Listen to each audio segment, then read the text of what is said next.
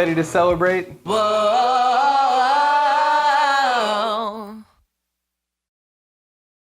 What's up, everybody, and welcome to another hashtag Celebrate Columbus show. My name is Josh Burnett. As you can see, we've got a special guest with us today. Super excited about this. We'll call this an in-between-isode. It's a special opportunity. I found out that we had a local author in our community. He's getting ready to move this Friday at the time of this recording, and so we wanted to catch him before he left. Maybe you've seen him in the newspaper, online. He's got a really cool story, and I'm very excited to have you here. Why don't you, for a couple people that might not know who you are, why don't you tell us a little bit about you and what we're going to be talking about? Yeah, for sure. Well, my name is Mason. I am from Columbus. I graduated from Columbus North in 2013 and just graduated from Purdue about a month ago. I've been writing ever since my senior year at North. 2084 is the sixth book I've written, and the first I've actually released. I self-published that June 6th. So now things are starting to get rolling out into the real world now after graduation. So that's part of the reason for the New York move and all that. So just really trying to get started in the whole writing world.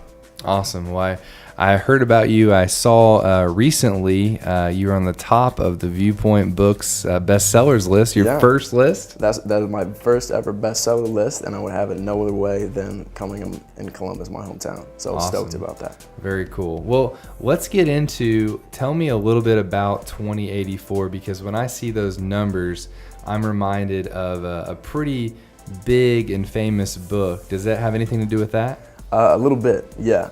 And of course, when I was first starting it was an imposing task because you're essentially stepping to the greatest when you're trying to draw those parallels between books. But during the Trump election, there were some things that triggered the trending of 1984, the book by Orwell.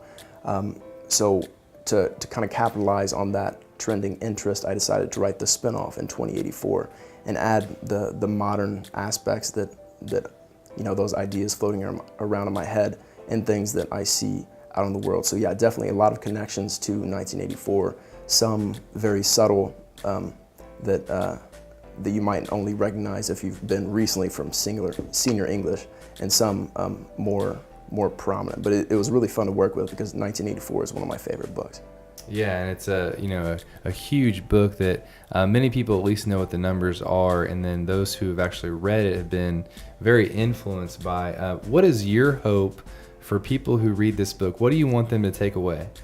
Okay, well, that's a big question about a big book, but I think one of the main takeaways is just the message that was in 1984. It's not so much, okay, in the year 2084, I predict this is what's going to happen. I'm not arrogant enough to try and do that, but it is a basic cautionary message to say, okay, we're in this situation right now. If the worst case scenario probably doesn't look too much different than the situation I outline in the book. So I think it's important for people to keep that in the backs of their heads and to be able to draw parallels from reality to fiction.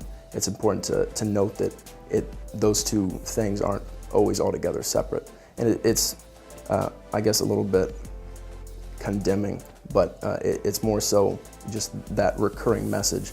And my mission with the writing in general is to provide people an escape from daily lives. So the story itself, while cautionary, is still meant to entertain and to uplift and kind of just provide hope and inspiration on a broader level. Awesome. What's been some of your favorite feedback from hearing other people? I'm sure, writers, you spend all this time, writing this, and then you release it. You said this is your sixth book, but your first to, be released and have the public read. It's got to be it's got to make you nervous a little bit. Yeah. What's been some of the great feedback that you've gotten so far? Some of the great feedback. Well, I'll start with the not so great feedback. Okay. When I first released the book as a short story version, and it's basically like the first 4 chapters of the book, and I tried to tie the ending off in a way that would be somewhat of a conclusive ending, but a lot of people on Amazon, especially on Goodreads, if you're familiar with Goodreads, they did not like that at all. They thought it was a cliffhanger. I had one lady call me a prick on Goodreads. Oh my. She said, great story, great characters, but the author's a prick. So I was like, okay, well, let's reevaluate and go back through this. But the feedback's been awesome. It's cool to see that all the work that I've put in actually generates interest in people and that they appreciate what I'm doing. And one of a funny little side note about feedback, when I first wrote the book, I gave it to several of my close friends that I respected, to go through and just check things out. And one of the funniest bits of feedback I got was that I was using, in the first version, the standard system for measurement, so inches, feet, whatever. One of my best friends, he's like, yeah, a dystopian world is going to use the metric system. I was like, oh, well, that's probably a good point. I'll change that. But it's been really cool. The support from the community has been awesome. The articles in the Republic, talking to the elementary school in Hope, it's all just been, it really fills me up to be able to have that support. Yeah, that's very cool, and I think we can relate to this, that we're trying to do different things. Us with a show, you with writing. It seems like you've really got some great support locally. What does that mean to you? Well, it means the world, because if you don't have local support, then how are you going to launch off into the rest of the world? And moving to New York this coming Friday, I don't know if I would be able to do that if I didn't have such a strong base of support at home, because that's the launch pad that you take off into everything else with. So it's been huge. The Viewpoint signing was a big contributor to that. I just felt like, one, it was a way for me to show appreciation for the people supporting me, and it just felt cool, other than that, to know that Columbus, they have my back when I'm heading out to the big city. Yeah. So you're getting ready to go to Brooklyn. Yeah. And what are you most looking forward to in the big city of New York?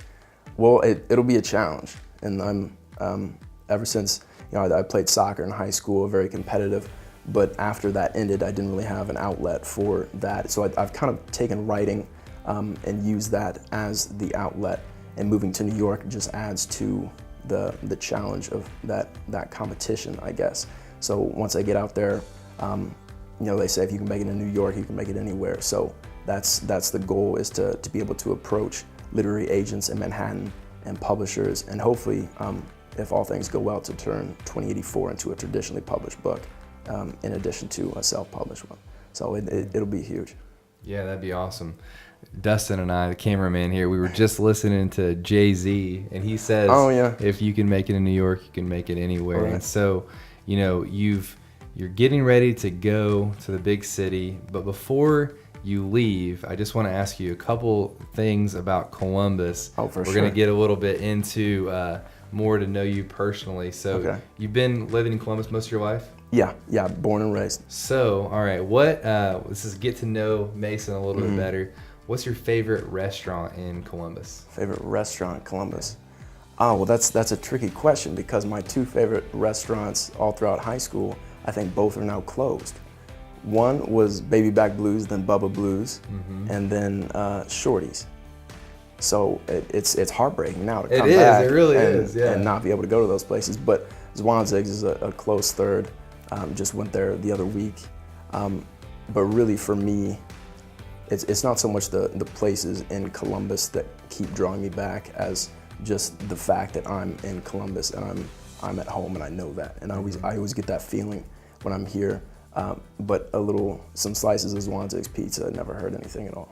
Yeah, so obviously, you're going to be going to the big city, which has got some really cool architecture, but Columbus is known, it's going to be featured in an upcoming movie, Right. which I've seen, and it was awesome. Yeah, the trailer's great. What's your favorite art or architecture in the area? The favorite architecture? That's a good question. Well, actually, this kind of ties into the book as well, but my senior year, a couple friends and I filmed a video for 1984 as like our end of the year English project. And we filmed, I think it was at First Christian Church that has the big overhang, the pillars beneath. We filmed a scene there, and one of my friends was walking down next to that building. And then recently, when I watched the Columbus movie trailer, I saw almost the exact same shot. So we thought maybe they saw us on YouTube. And They must have. This must be the city that we're going to shoot in. Yeah, it was a very cool scene. There were some very interesting things that happened at First Christian. Yeah. Make sure to stay tuned for that. So we've talked food, we've talked architecture.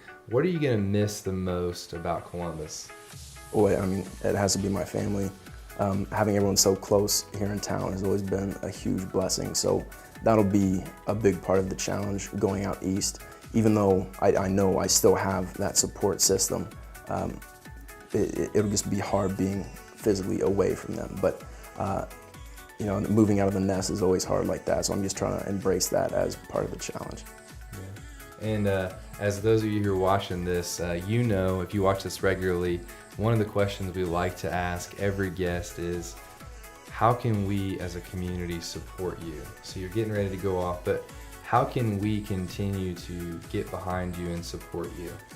Well, yeah, people always ask me that, but especially locally, and it's kind of a difficult question to ask because I see my job as an author as being able to support my readers through whatever troubles they're going through at the time. Like I mentioned before we started filming, my mission is to provide an escape to people from whatever they're dealing with at the time, from the real world, and then some inspiration to return to it. So when people ask me, well, how can we support you?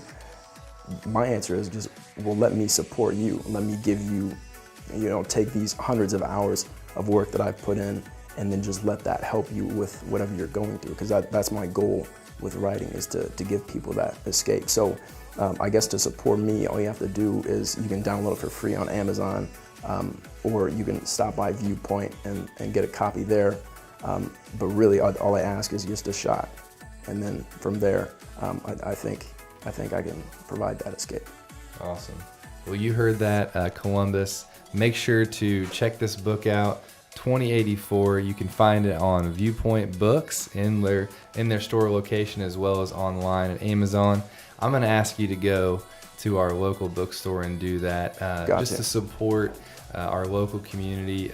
Viewpoint's been doing some awesome things for a long time, and specifically with their new ownership. Really respect what they're trying to do for our community. Mason, I want to thank you so much for coming on the show. Well, thank you for let me be the in-between episode. That's an honor. Yeah, we were so glad that we could catch you before you left for New York, and I'm looking forward to having this signed copy for sure. of 2084 up on the bookshelf, and every time I see it, I'll be reminded of you, and really inspired by your goals and your mission to take your talents and passion and ability to New York, and best of luck, man. Well, thank you very much. I appreciate that. Yeah, thanks for being here.